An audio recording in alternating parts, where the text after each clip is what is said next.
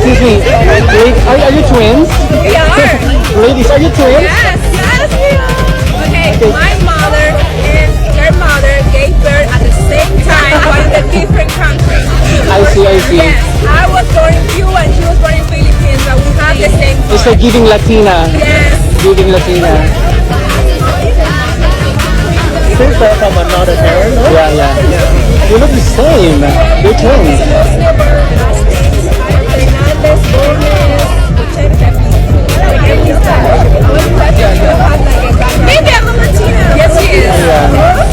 Okay, thank you girls. Thank you. You look At mga kapolitika, inyo pong napanood itong mga viral na mga moment dito ngayon sa Miss Cosmo 2026 dahil nga grand launching ng kanilang beauty pageant competition para sa December at naimbitahan yung ibang mga delegate dito sa grand launching ng Miss Cosmo para ngayong taon at nandito po yung winner at first runner-up ng Miss Cosmo 2025 na si Yolina Lindquist at si Chelsea Fernandez dahil hinangaan po yung kailang eksena dito sa isang pictorial sa isang event.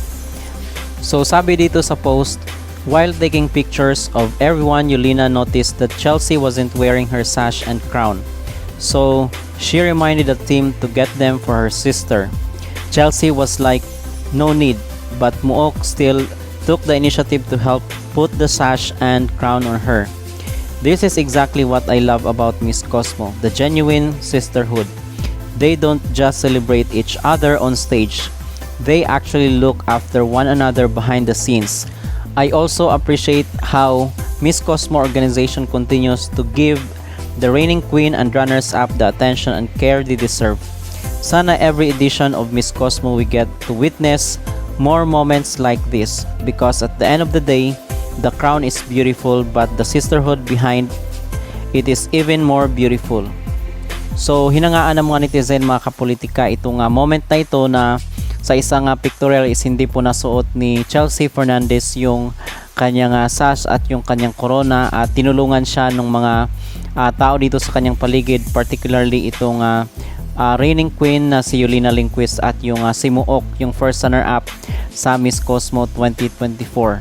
So marami ang humanga at bumilib dito na kung saan is wala silang mga inggitan, walang selusan, kundi nandito yung tinatawag na pagkakaisa sa kanilang organization at even dito sa kanilang mga winners. At so far is wala rin po tayong mga narinig or mga nabalitaan na merong attitude issue or behavior issue yung mga especially itong winner at even si Chelsea Fernandez. Wala tayong mga ganong eksena, mga kapolitika, unlike doon sa Miss Grand International 2024.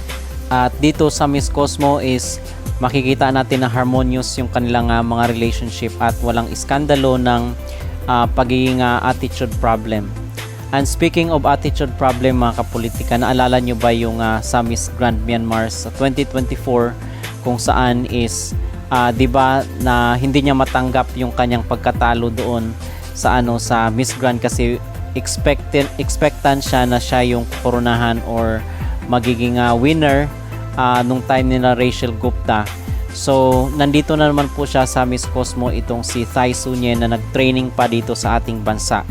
So dito siya at siya ang representative ng kailang bansa sa Myanmar dahil superstar pala itong si Thai Sunyen kung kaya napakaraming nanood nung Miss Grand International doon sa 2024 na edition nila. So hindi natin alam kung kasi hindi pa naman nagsisimula yung competition, mga kapolitika, kung magpapakitaan ito ng mga behavior issue or character issue dito. I hope na nag-matured na siya kasi before is bata pa itong si Thai Sunyen. So we are hoping na kahit matalo siya dito is tanggap niya sa kanyang sarili at walang magwawala doon sa finals. Okay, katulad nung kanyang ginawa doon na nag-breakdown talaga siya doon sa Miss Grand International 2024. Okay? So sa December pa po yung kanilang actual na competition kasi ngayon is launching pa lang at nagbisita lang yung mga delegates dito para sa kanilang launching, pero sa December until January pa po yung kanilang actual na competition dito sa Miss Cosmo nagaganapin pa rin sa bansang Vietnam.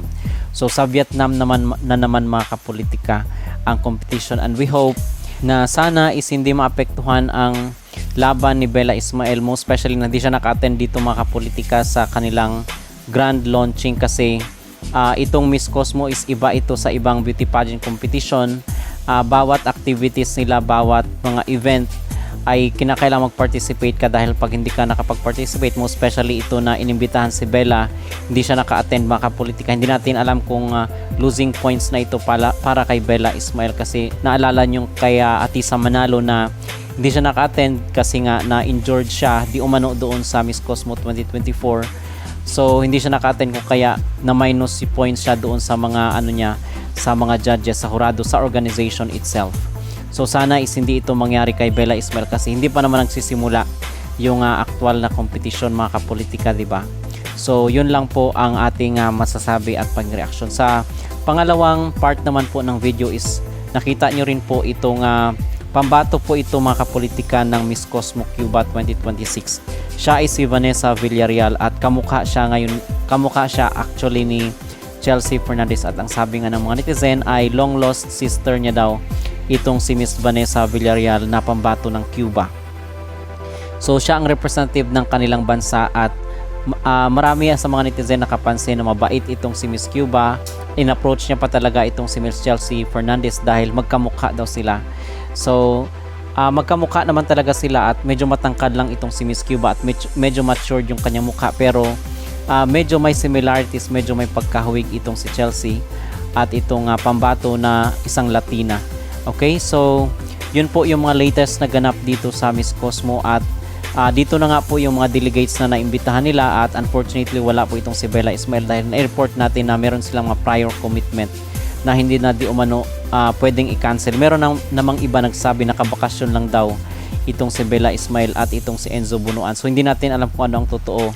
Alamin pa po natin kung ano talaga ang totoo, kung talaga bang nakabakasyon or merong event or activity na inatinan itong si Bella Ismael. Kasi imposible naman kung nasa bakasyon, pwede namang i-cancel yun mga kapolitika at i-reschedule kasi matagal pa naman yung kanilang competition doon sa Vietnam sa December pa. So I don't think so na nasa bakasyon itong si Bella Ismael kasi pag malaman ito ng organization ay baka ma-disappoint yung organization dito kay Bella na mas inuna pa yung pagbabakasyon niya kaysa dito sa isang importanteng event na launching ng kailang competition sa Miss Cosmo para ngayong taon.